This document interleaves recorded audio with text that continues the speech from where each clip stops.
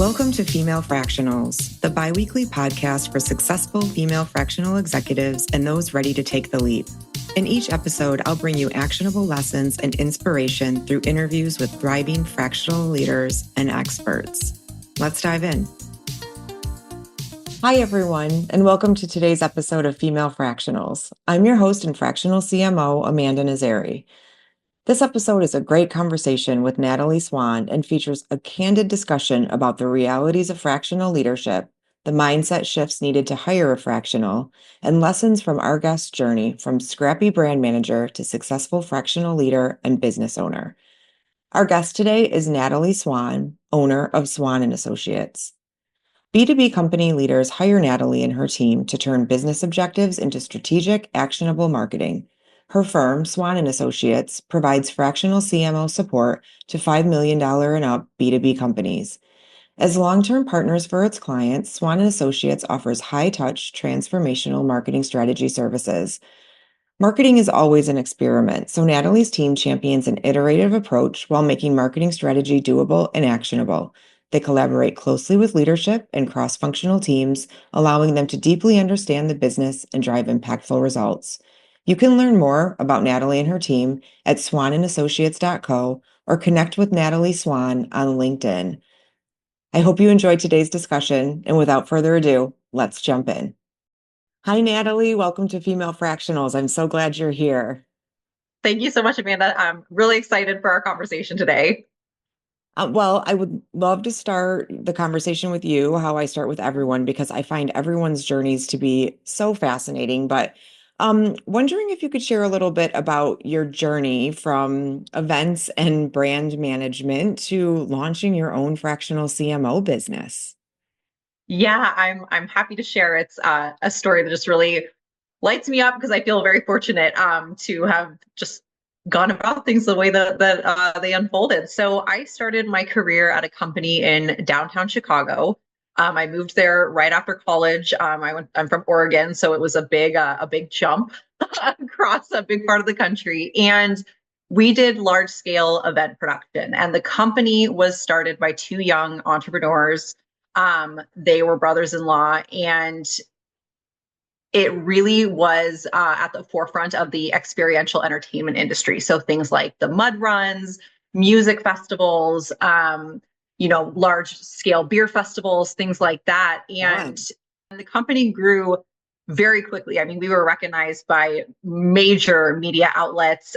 We were putting on events for tens of thousands of people all across the US and internationally. And so I was traveling all the time. And I probably not surprising, I really found a love for marketing and for brand because essentially I was telling the story and promoting something that I really passionately believed in, that I thought was very fun, that was people making memories with their families and their friends. And of course, this is as social media is taking off. And so virality wasn't really a thing yet, but all of our events were being shared and shown online. And so it was just a really fun time. And I just, the marketing piece was something I was really interested in because it really pairs the business strategy and the data and the numbers with the creativity. And I'm sure, Amanda, you appreciate that as well. And it's probably, what draws all of us to marketing is this balance of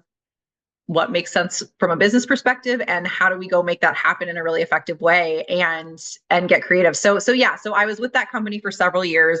I worked my way up to being a brand manager where I oversaw multiple brand launches. I worked directly with the executive team, with the CEO and other company leaders on financial projections, and I would build and manage entire marketing strategies and campaigns. I oversaw our agencies and copywriters and worked with the tech team and the website developers and customer service. And so it just really, it was so comprehensive in terms of like how marketing can be really influential at a company and really touch all these different pieces of it. And I really felt like an entrepreneur there. Like it wasn't my business, but I was responsible for ensuring the success of certain brands. And so I feel like that really gave me competence and the skill set to do what I do now. And so, yep, now I own my fractional CMO firm. It's called Swan and Associates, and I started it in 2017. So we're just over 8 years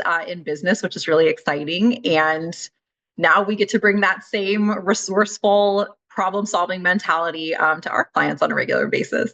Yeah, that's great. 8 years. Yeah. Congratulations. Yeah, thank I you. think you are my longest tenure so far. So Oh my congrats. gosh. So tell me a little bit about the journey to landing your first client. So the marketing prowess was there. I think sometimes, it's cobbler shoes, right? Like how how did you go about kind of marketing yourself and landing your first client? I love that you brought up the cobbler shoes because I feel like this is something that's always in the back of our heads as marketers, like, oh, my website and my I messaging and all, know. my email marketing, all these things. So this was actually one of the hardest lessons for me to learn because after I worked at that event company, I worked for a marketing strategy consulting firm, and we had very large household name clients, and so it was very corporate, very sophisticated, very best practice driven.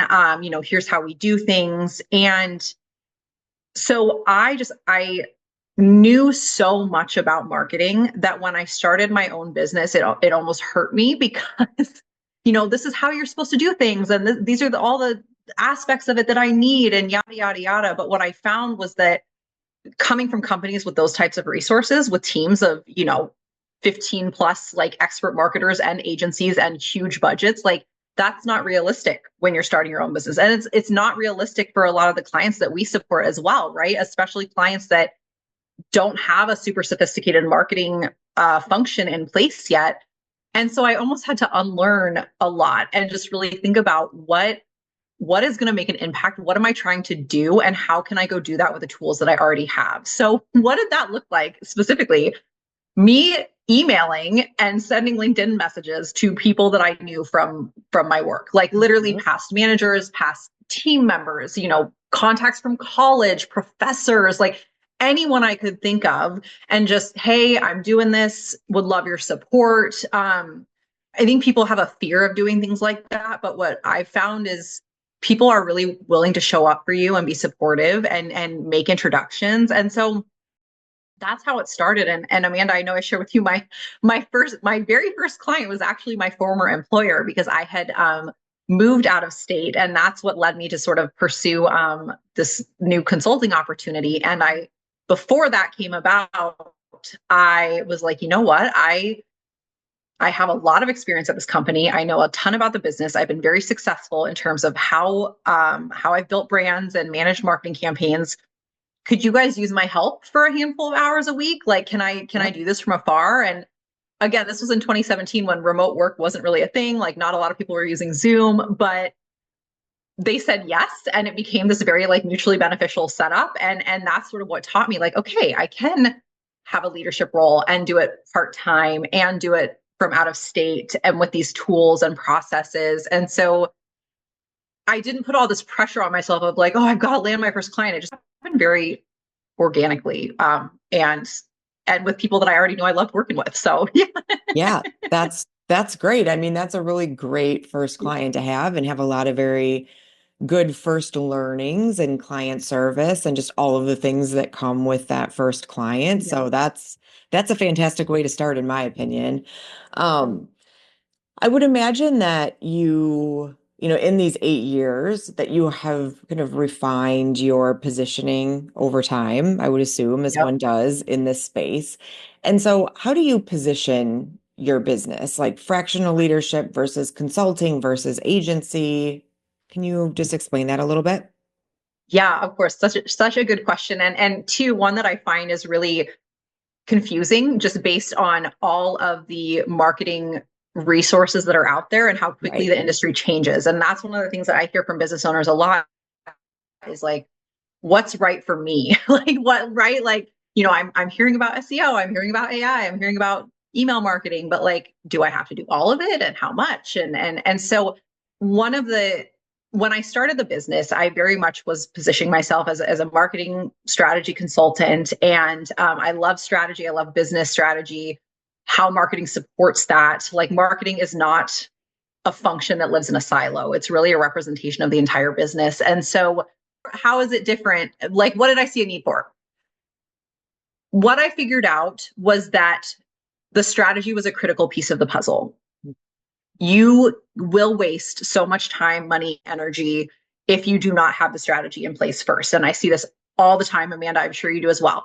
Oh, we hired a full-time marketing person, but they didn't know how to communicate with the CEO. They couldn't be a strategic leader. And oh, by the way, we have them trying to write content and do, all these other things that are part of the marketing function.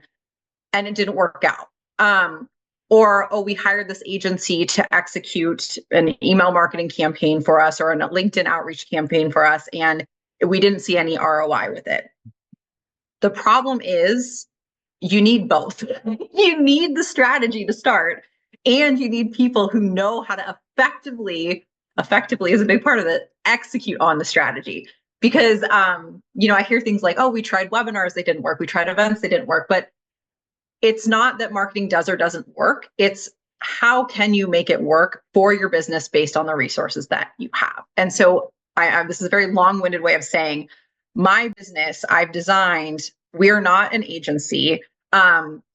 We are effectively like an extension of our client's team. So they work directly with me as the owner, as their fractional CMO. I work directly with the CEO, the leadership team on how is marketing helping us drive revenue? How is it supporting the overall business strategy? What do we think is most important on a quarterly basis to like drive us forward with those things?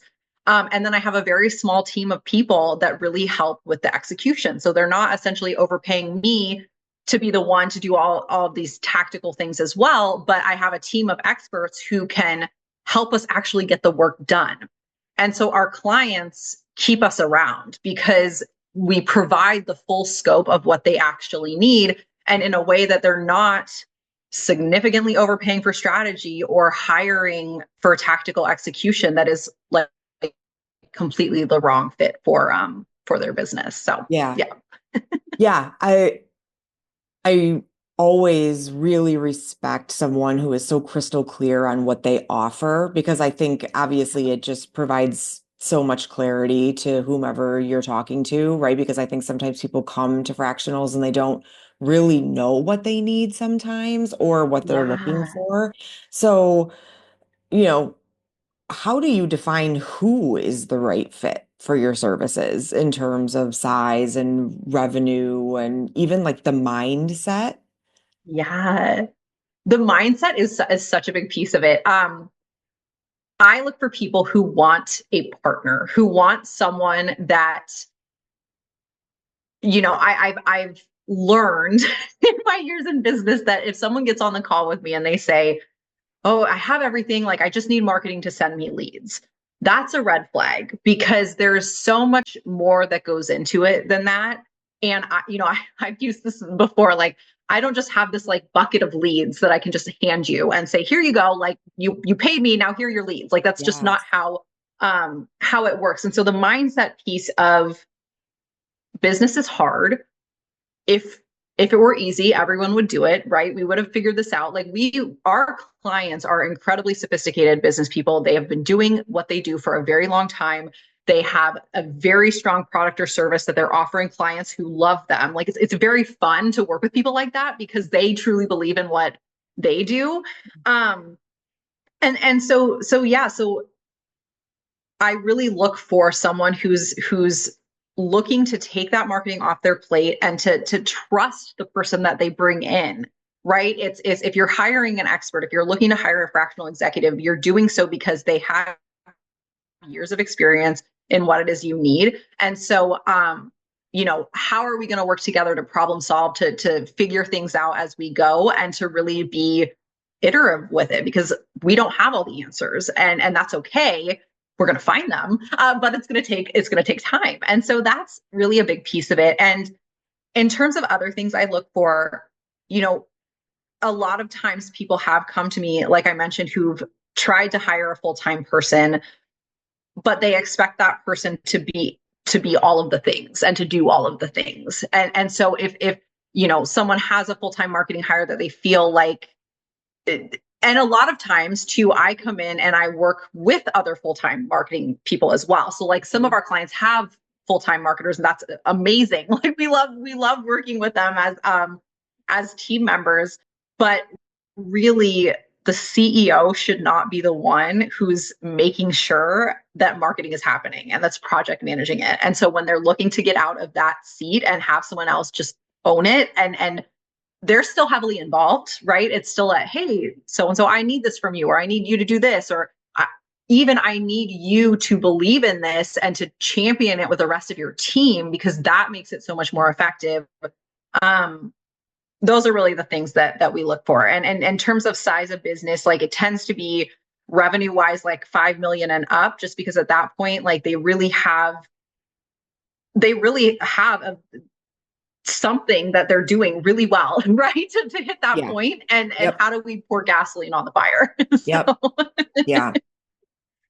Yeah, let's talk a little bit more about like when CEOs are trying to bring in fractional executives, because the fractional movement I think is well underway, but I think that there's definitely still a bit of a misconception between like when do I bring in a fractional yeah, CXO versus a consultant, and what kind of value should I be yeah. expecting from them? And so I think just like in your discussions with potential buyers of fractional services, what are some of the common misconceptions or mistakes that you have seen founders or CEOs or buyers make? Yeah. This is such a good question. And I'm thinking about how to best tackle it, because there's a few different elements of it. But when you bring on a fractional executive, you are bringing on someone who has a very deep expertise in what it is they do. They have spent a lot of time to really be ingrained in the thing that you need help with to grow your business. And I've heard, business owners make the assumption that, this is going to be like a quote unquote cheaper option, or this is going to be, the thing that, oh, I can just have a little bit of support and I'm going to get what I need. But what I found is that people really underestimate the amount of work that goes into it, especially on the front end. And you're not, I would say, thinking of it less as a, hey, this person's giving me this number of hours per week, because that doesn't matter. You're not paying for the number of hours per week. You're paying for the years of experience they have to be able to function in that few number of hours a week and get you what you need. Yeah. And is more so, can this person more quickly and more effectively get me the outcome that I'm looking for? Like, sure, you could hire someone full time. You could spend 18 months to 2 years with them, realize it's not going to work out. And what happens? Same thing with, bringing on an agency that maybe isn't the right fit. The worst part about that is not, I would argue, is not the time and money that you've wasted, that you've invested into the wrong thing, but is now you're starting over again at square one. Right. And so, like, you are avoiding that by having someone in your corner that can say to you, I hear you. Like, I work with a lot of visionary CEOs as well. So they have a lot of ideas, and there's always something new we can do and try. And so it's a lot of yes. And what I understand about your business is this. What we're trying to do is XYZ. And so therefore, this is where we're going to stay focused. And this is what we really need to do right now. Yep. Not all these other things. So Mhm. I hope that answers your question, but I think that it is a mistake to think about it in terms of, this person's going to like have a very light touch on my business and they're going to have a huge impact. Like especially with marketing. I can't speak to, I'm not a fractional CFO. I'm not, I'm not doing these other roles, but from a marketing perspective, it's iterative, it's experimental. They have to be in the weeds. They have to really get your business, or they're just not going to be effective. And that takes a lot of time and energy to do right. So Yeah. Yeah. And I think it's a perfect segue into just the flip side and the more positive, a version of the question, which would be like if you could give one piece of advice or multiple pieces of advice to a CEO relative to maximizing the use of their fractional, making sure that they're getting the most out of the relationship, what would that be? bring someone on who you enjoy working with and who you trust. Like that's it. Like if if you don't have trust in that person that you're asking to be an executive on your team, like it's a non-starter. It's not going to work. And so I think that just really as you go through the process of like vetting each other and getting to know each other, and hey, we've had a couple conversations. Do we think that this is going to be something that we can be effective at together?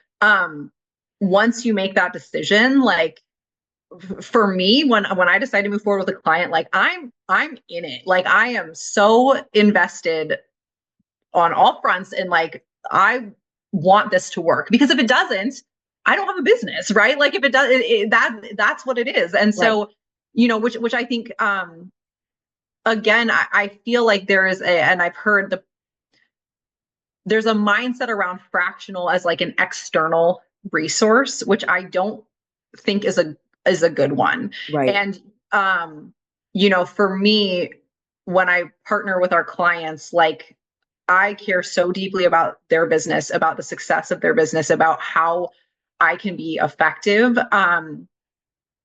that, I don't think of myself as an external resource. Right. And so it's important for me to look for people like that too. And so that's what I would encourage, is like this person hopefully is an extension of your team, and you're inviting them to be part of your executive team. Like that's a huge step. Yeah. Yeah. I think that's what I like too about so many times when I ask people to come on and give their definition of a Yeah. fractional executive, that more often than not, that they include a fractional executive as someone that becomes a part of your team and is embedded in the organization, is always a part of their definition, is Yeah. I think a really important one. So I am in complete alignment with you on that.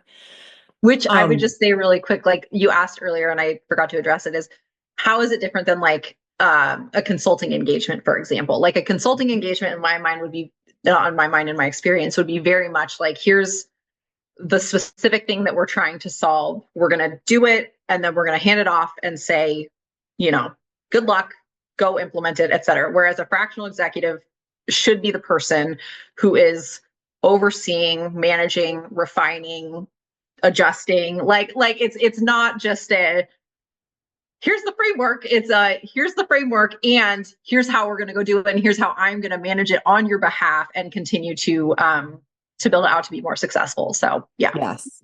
Yes. So let's talk a little bit about business growth. So, once you got past that initial kind of dialing for dollars or emailing for dollars and LinkedIn, which we all do, right? You Yeah. start that with that first concentric circle and you're reaching out to your network. What helped you grow and kind of push back or push beyond that first concentric circle of your referrals? What has kind of helped you grow? Yeah. It kind of comes back to that lesson I mentioned of like less is more. Like, you can't do everything when you're getting started. And even as you grow and even as you bring on team members, et cetera. So I've just tried to be really intentional about how my marketing works and what each piece of it does for my business. So what do I mean by that? Well, I have a website. It's fine, it functions, it does what it needs to, but I don't send traffic to that website, for example. I'm not running paid ads or anything like that. I have an email list that I stay in touch with people. And then I really just do a lot of continued like networking with people. Honestly, like that's what works for me. And with marketing, especially if you're doing it yourself on behalf of your business, if it's something that you don't like to do, you're never going to do it. So I found that I really enjoy connecting people and adding value to relationship and making other introductions. Amanda, I know that's how you and I met as well. So that for me is fun. And it's a way that doesn't really feel like marketing, but still gets the word out, still, gets me in front of the right people, et cetera. So that, and then two, and this is big for our clients as well, is customer success stories, is, show, don't tell what you've been able to do for people. So a few great case studies, get testimonials, especially if you're in B2B and you're on LinkedIn, ask for LinkedIn recommendations. And another thing that I did before I had clients was I asked all of my former bosses and colleagues for LinkedIn recommendations. So then it's like, I didn't have a client per se at the time, but I still had people speaking on my behalf about my success and what I've been able to do. So anytime you can have someone else sort of toot your horn, it's a really good thing to do. Yeah. All good pieces of advice, especially because I hear more often than not that business development is one of the hardest things for fractionals. They didn't get into this to, Yeah.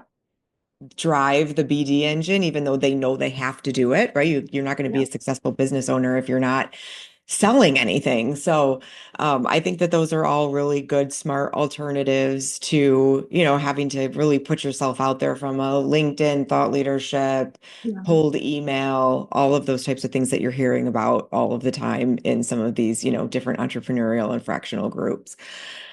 One other question for you around just like business expansion, and that is when you started to bring people on to support you, and like Yeah. what did that look like? And just like kind of the thought process and then the actual process behind that. Um, I would just love to Yeah. learn more about that, and I'm sure our listeners would too. Yeah, of course. It's been a journey. Mhm. I'll share that. Um, what led me to that was I love the strategy piece. Like I've shared, and really just I love being the strategic partner for company leadership. What I found was I had clients who had internal team member marketers, like whether that was full-time staff or, different like operational support people that could jump in and help with actually like getting some of the work done.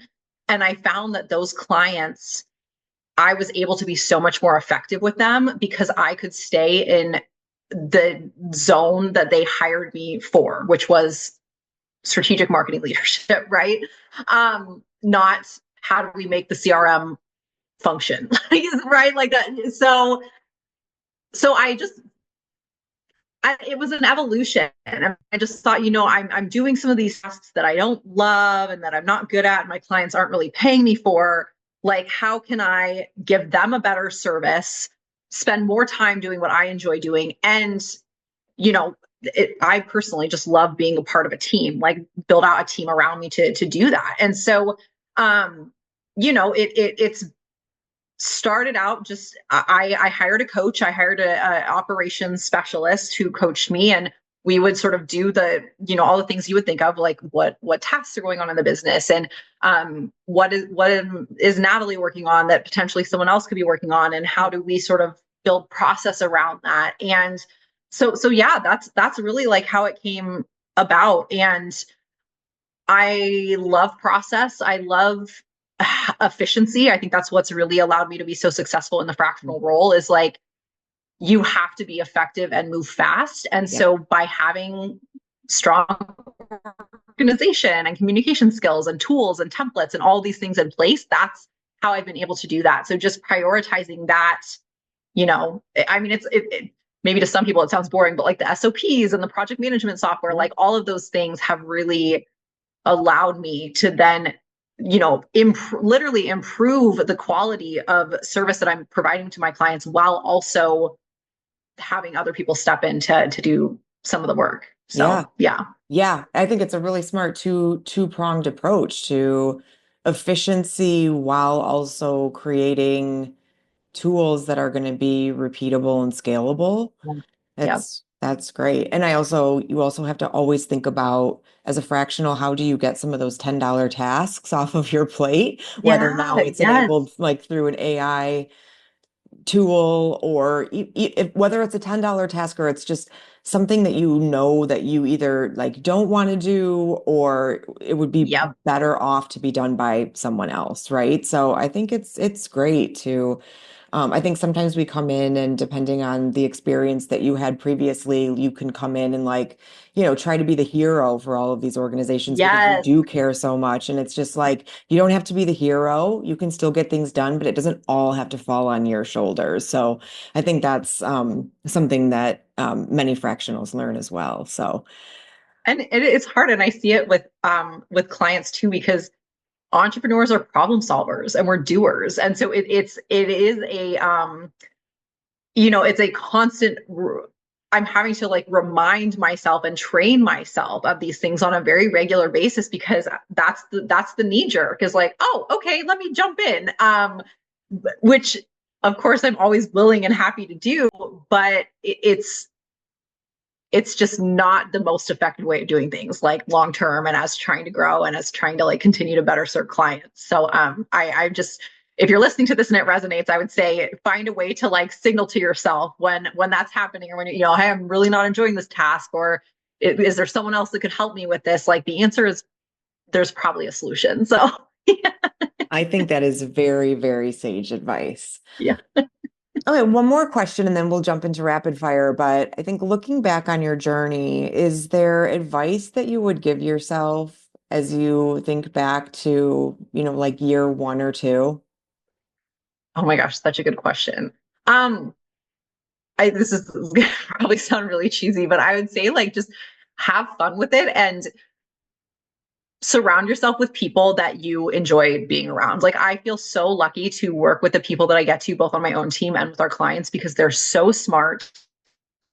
They're so good at what they do. They care so deeply about their work. And being around people like that on a regular basis is just, it's so uplifting, and it just constantly challenges me in a really positive and interesting and fun way. And so I think that, it's, I'm someone who can over process and who can get a little like granular with things. And, I'm a perfectionist. And I want everything to be like really buttoned up and crisp. But when you work with people where you have that trust, where you have that like problem solving resourcefulness, like you don't have to operate like that. And you're more successful when you don't, right? Because we're all people who are trying to like figure it out.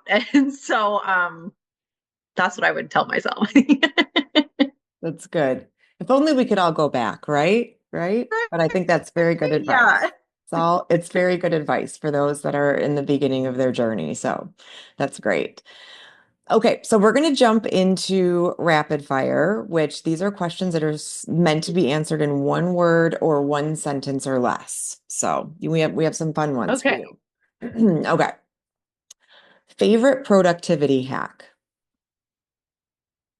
I am obsessed with ClickUp, which is a project management tool. I mentioned it like briefly, but my team and we never, I'll say never, like so rarely email each other because everything lives in our project management software. And so anytime you're doing something, go here, look at this, respond here. And it is an incredible, I'm not an affiliate or anything. I've been using the tool for years, and it allows us to do so much and move so quickly and reduce a lot of meetings and back and forth. So yeah. Anything that reduces meetings needs to be added to Yeah. everyone's list. Okay, what's a fun fact about you that's not on your LinkedIn profile? That I have traveled to 6 out of 7 continents, and I hope to go to Antarctica soon. So that is my last one. To record another episode to learn more about those trips. Yeah. Favorite business book you've read? I've read a lot. I love Shoe Dog. I like by Phil Knight, just the Nike story. I'm from Eugene, Oregon, so it's near and dear to my heart. I went to the U of O, so I'm sure I'm a little biased, but that was a fun read for sure. If you could instantly master one skill or hobby, what would it be? Something creative. Coming back to my point about like marketers, obviously we have a level of creativity, but I don't consider myself creative from a like artistic perspective. So like singing or painting or drawing, something that I think could just use my brain in a different way would be great.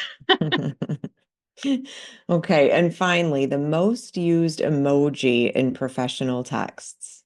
Yeah. There's not just one. I will say I use them all the time. I also use them for like our team SOPs and things like that. Like I number one, I find them fun, but number two, I find them a useful tool. Like it's a visual cue, right? Like so one of our clients does events, and so for certain types of events, we always use the same emojis just so the team knows what's going on, like customers know what's going on, et cetera. So I would just say if you're not using them, like, why not? Yeah. Get going with it. Yeah. Yeah. They are very fun. I agree. It does add a little level of something more fun when they are used, Yeah. that's for sure. That's great. Well, this has been very fun. Thank you so much. I have enjoyed the conversation immensely. I think you have so much wisdom to share. I mean, you have the offer figured out, you have the positioning figured out, you have the audience figured out. You have a lot, as I said, of knowledge to share for the audience. So I appreciate you bringing it to the podcast and sharing it with me and others. So thank you so much. Absolutely. So happy to share. And, for anyone listening, would love to just connect on LinkedIn, like reach out and, yeah, just happy to help and be a resource. So thank you so much for having me. As always, please remember to follow, like, comment, and share. And don't forget to head over to femalefractionals.com for a full transcript of the show and links to everything we talked about during our conversation. Thanks for listening.